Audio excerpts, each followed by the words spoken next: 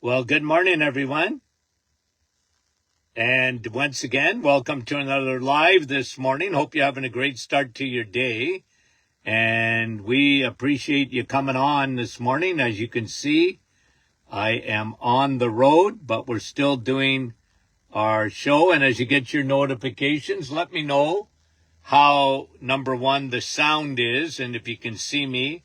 So give me a thumbs up for those of you who are just coming on. And I won't be able to say hello this morning because I can't see.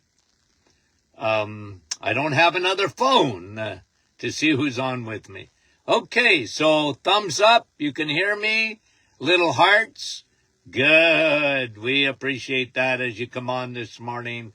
And it's Q&A Monday. Okay, so we didn't get to all the questions on Friday, which is pretty common. I hope you had your vitamin C, okay? I'm enjoying that. Okay. So, again, hi, guys. Thank you for joining us this morning. We love you dearly. And, okay, let's get to the questions. I might make this a little shorter, depending on how long it takes me to get through the ones that we didn't answer on Friday. Why?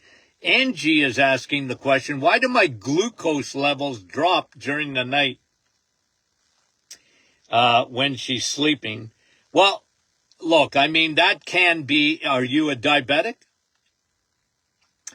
Angie, because often happens with diabetes. I don't think you are because you eat strictly keto, very disciplined eater. You do intermittent fasting, 16 hours fasting 5 days a week. You put on a glucose monitor, but you are being affected by it because you said it wakes me up when your blood sugars drop and I'm restless and I get shaky. That is hypoglycemia. So your blood sugar is dropping.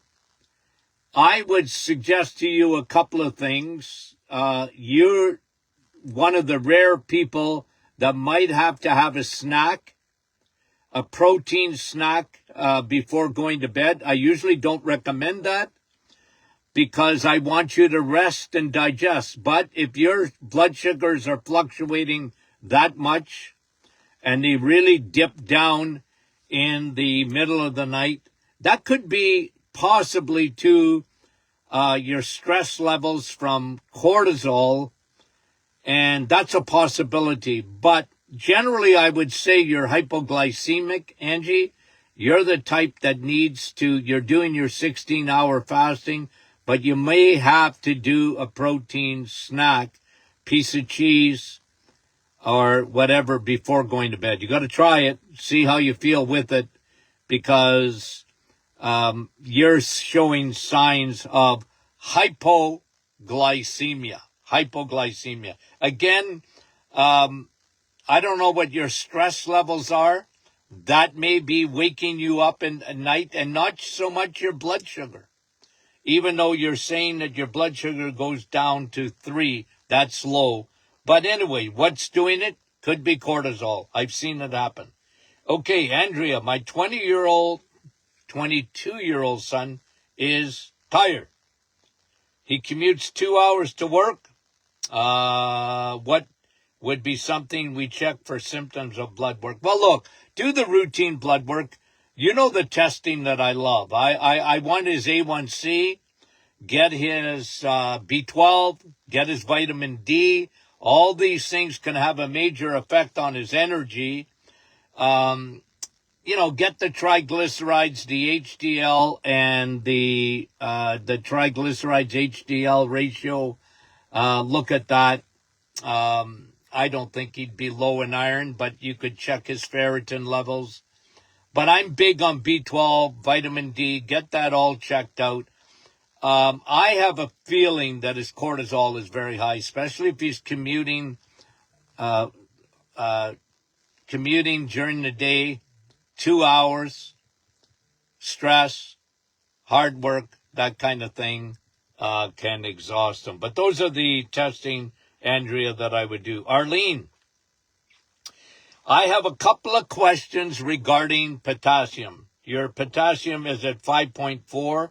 That is a little bit high. I never got alarmed till I saw a 6 in potassium. But Arlene, listen, if your potassium levels are going up, that's usually a kidney problem. So that can be a sign of kidney stress. I always talk about kidneys in terms of until someone actually has kidney disease, they usually start with kidney stress.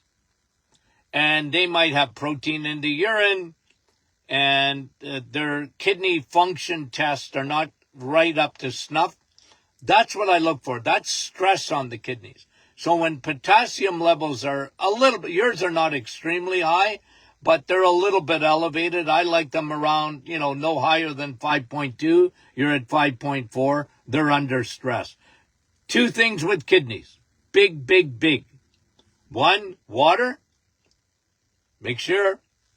Got to drink enough water. And two, cut out the sugar. Because sugar, nothing worse for kidneys than that. Okay? So that's potassium. And someone is asking about her husband has a strong odor. Okay?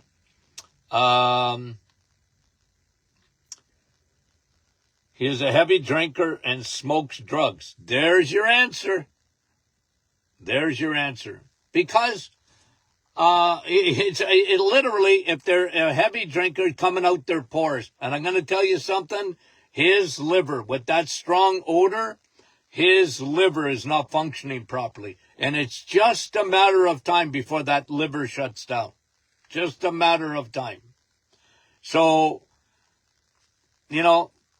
what can I tell you? You better pray that he gets the memo and turns his life around, because that is a sign that that liver is really starting in signs of, because when that odor comes off, look, I mean, if you're a heavy smoker, it comes out your pores. But the other thing is that liver. The liver is your detox organ. Primary number one. Kidneys number two, but primary is number one. And he needs to get the memo. Thanks for the question. We appreciate it. Tina. Okay. Tina has been diagnosed with polycystic kidneys. I thought I talked about that the other day. She has been told it's hereditary. Okay, you might have some weakness there. Same way that diabetes runs in Dr. Martin's family. Can a low-carb diet help me with prevention? Yes, it can. Biggest thing is not so much low-carb as no sugar. Tina, kidneys, sugar. And yeah, I'm a low-carb guy. You know that. I'm not a no-carb guy, but I'm a low-carb guy. And I love the animal kingdom. And I know with polycystic, you don't want to go online and start reading about polycystic. They'll tell you, cut back on the protein, because they mix up protein in the urine with eating protein. It's eating sugar gives you protein in the urine, because it stresses out the kidneys because of what it does to microcirculation. So I'm big on that. And kidney function, water, lay off the sugars, okay? Okay, and she does that.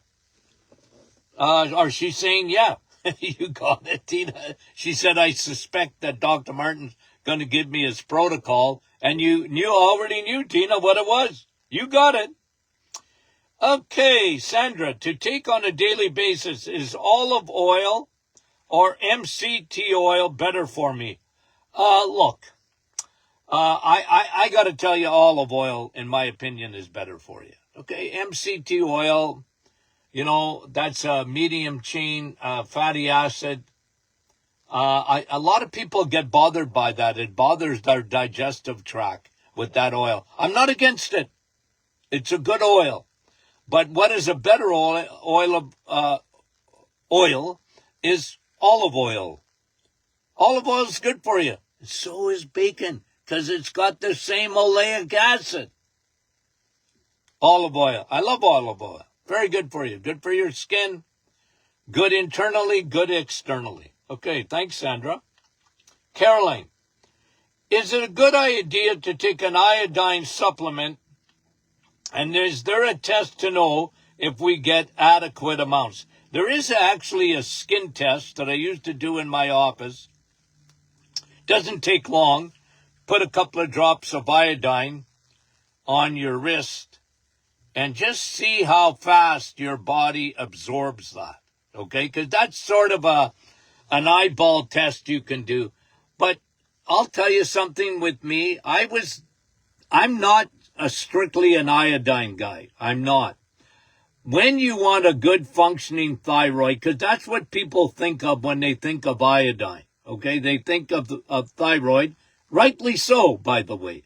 The problem is, in our society, one of the things that blocks iodine, well, first of all, it's not in the soil like it used to be. Second of all, the processing of flour with bromide, it blocks iodine. I think that's one of the biggest reasons that most people have a poor functioning thyroid. Even though it might not be diseased, it's not functioning properly. But I'm going to tell you something. Here's a little tip with your thyroid needs selenium. Your thyroid needs zinc. And one of the biggest reasons that thyroid function is really gone in the tank is because people don't eat enough steak. They don't eat enough eggs. They don't eat enough good dairy like butter and cheese. Why? Because that's got iodine in it, and that's got selenium in it, and that's got zinc in it. And even your thyroid needs vitamin D properly. So iodine, I used to do a test for it in the office, but you don't need to do a test. If you're suspicious, then take our thyroid formula, okay? That was Caroline. Chaz. Hi, Chaz. You state. Oh, I think you're going to come after me, Chaz. The way the question is. You state that plastics are unavoidable. True, they're unavoidable. I don't care where you go. I don't care if you go to the top of Mount Everest or you hide in Costa Rica. It don't matter. They're unavoidable. Okay, I take it wearing Invisalign, I think that's for your mouth, right? Are part of that category. Are plastic considered free radicals? Well, look, Chaz, if you need to wear something on your mouth, here's the key, okay? Here's the key. The key is not plastics. The key is you. The key is not xenoestrogens. The key is you. Okay? So, look, you don't want to drink out of a plastic cup, or you don't want to, get rid of your Invisalign, your mouth guard, or whatever. I don't tell people to do that. Here's what I tell people to do. Take care of you. Take care of your immune system. Take care of your liver, because if you have a good functioning liver, it's called you win. You win. Why? Because your liver and your kidneys, but liver number one is your detox. It produces glutathione. And glutathione is like Velcro, and it will attach to your plastics. It will attach to the xenoestrogens. It will help you to get rid of them. So get your body in a highly tuned, lean, mean fighting machine. I always emphasize that. I emphasize you. I emphasize your immune system, because you're not going to avoid the environment. You're not going to be able to avoid it. You're not leaving the planet, or at least I hope you're not. Not right now. And it's up to you to keep your body. And if you keep your liver, and the number one thing to keep your liver clean is to detoxify your liver. How do you do that? Eggs, meat, cheese, and lay off the sugars, and lay off the crappy carbs, and lay off the sugar molecules like bread, pasta, and cereals, and things that are just sugar molecules holding hands. Why? Because that gums up your liver. It fattens up the liver. And then you get a double whammo, because toxins love fat. Toxins love fat. So keep your liver empty. And 6 days you can empty your liver when you eat eggs, meat, and cheese. Do you hear me? Keep your immune system. Part of your immune system is your liver, and then your kidneys, and we talked about kidneys. Your body will detox itself, guys. That's how your body gets rid of things. Your lungs too, of course, and your skin too, but that's not the key. The key is that liver. Okay? Get the memo? So yeah, you're right, Chaz. Plastics are unavoidable. You can't get away from it. And we're not going to close the world down to try and get rid of stuff. It's just not going to happen. Okay? We can do everything in the world here in North America, and then China is not doing it. Well, what are you going to do with that? You got to live on the planet, so do everything you can. It's like a virus or bacteria, guys. Whenever there's a pandemic, and whenever they're talking to you about the flu or whatever, do you think you're going to avoid viruses? Do you think you're going to avoid bacteria? Where are you going to go and live? On the moon? You can't avoid it. So what do? Take care of you. Take care of you. Fire on all cylinders. And the best way to do that is eat the right foods and keep your vitamin D levels high, because then your immune system works even better. Okay, so that's me. Are plastics considered free radicals? Yeah, I mean, to the extent, like, they're not free radicals. They're not free radicals, but they can cause free radical damage. They're not considered free radicals, but they can cause free radical damage. You know what I mean? Free radicals are created on the inside of your body at the cellular level. Okay. Chaz, thank you.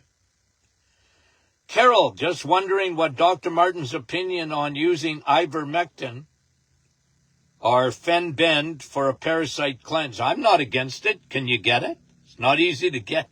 Doctors don't like to give it. I can't get over it. Pharmaceuticals, because there's no money in it.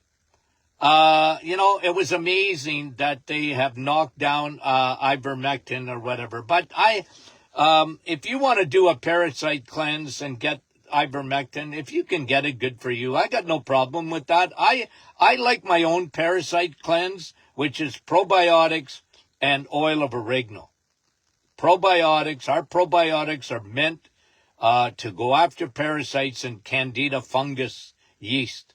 You use that along with oil of oregano, and there ain't a parasite in the world that can survive that if you go after them. Okay? Thank you very, very much, Carol.